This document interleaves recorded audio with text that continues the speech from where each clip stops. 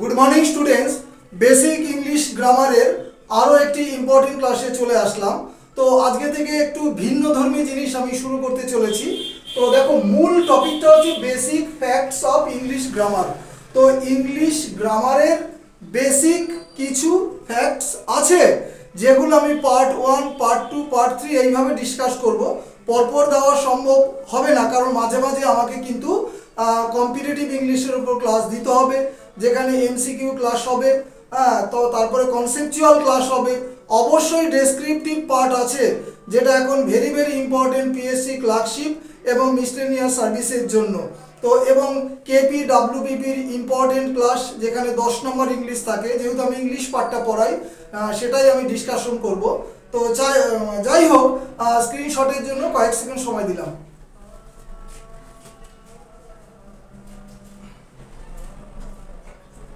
চলো basic facts of English গ্রামারের দুটো বিষয় আজকে আমি আলোচনা করব।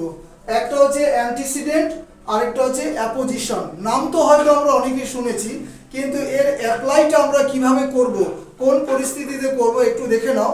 যখন আমরা ডেসক্রিপটিভ ইংলিশে এন্টার করব, যদিও অলরেডি দুটো ক্লাস আমি দিয়েছি, সেখানে কিন্তু এই দুটো বিষয় খুব কাজে দেবে, বিশেষ করে অ্যাপোজিশনটা।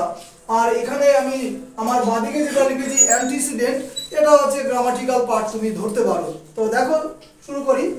তো অ্যান্টিসিডেন্ট কথাটার অর্থ হচ্ছে পূর্বগামী, ঠিক আছে, পূর্বসূরি, এরকম বিষয়টা ব্যাপার, ঠিক আছে। দেখো যে নাউনের জন্য relative pronoun who, which, hmm, that বসে তাকে অ্যান্টিসিডেন্ট বলে। বুঝে নেবে, যে নাউনের জন্য রিলেটিভ প্রোনাউন বসে তাকে বলে অ্যান্টিসিডেন্ট। অ্যান্টিসিডেন্টের অ্যাকুরেট বাংলা মানে পূর্ববর্তী। এক্সাম্পলের মাধ্যমে ক্লিয়ার করছি, যেমন this is the boy who broke the chair. এখানে অবশ্যই রিলেটিভ প্রোনাউনটা কি আছে তোমার হু, ঠিক আছে। তাহলে এর পূর্ববর্তী নাউনটা কি আছে দ্য বয়। তাহলে এখানে দেখো রিলেটিভ প্রোনাউনের আগে কে বসেছে দ্য বয়। তাহলে এখানে বয় শব্দটিকে আমরা বলবো অ্যান্টিসিডেন্ট। কার অ্যান্টিসিডেন্ট? হু এর অ্যান্টিসিডেন্ট। ওকে, ভালো করে বুঝবে। This is the boy who broke the chair. এই হলো বালকটি যে চেয়ারটিকে ভেঙেছিল। এবং সব সময় মনে রাখবে যে রিলেটিভ প্রোনাউনের পূর্বে বসে, এই জন্য এটার নাম দিয়েছে অ্যান্টিসিডেন্ট। এই বাক্যে দ্য বয় হলো অ্যান্টিসিডেন্ট এবং তার রিলেটিভ প্রোনাউন হলো হু। নেক্সট আর দুটো উদাহরণ তোমাদের জন্য দিয়েছি, দেখো। The pen which I bought is red. তাহলে এখানে নাউনটা অবশ্যই পেন। তাহলে এখানে রিলেটিভ প্রোনাউনটা কে হুইচ, তাহলে রিলেটিভ প্রোনাউনের আগে বসে, এই জন্য এটার নাম দিয়েছে অ্যান্টিসিডেন্ট। আরেকটা এক্সাম্পল, ইট ওয়াজ সীতা। এটা এরর কারেকশনে খুব important. Who passed in the exam. এই বাক্যে নিশ্চয়ই রিলেটিভ প্রোনাউন হু, তাহলে হু এর আগে কে বসেছে সীতা, অবভিয়াসলি এটা নাউন, এই জন্য এটার নাম অ্যান্টিসিডেন্ট। নেক্সট দেখো দ্বিতীয়টা আজকের টপিক, কি নাম? অ্যাপোজিশন। অ্যাপোজিশন কথাটার অর্থ হচ্ছে প্রয়োগ।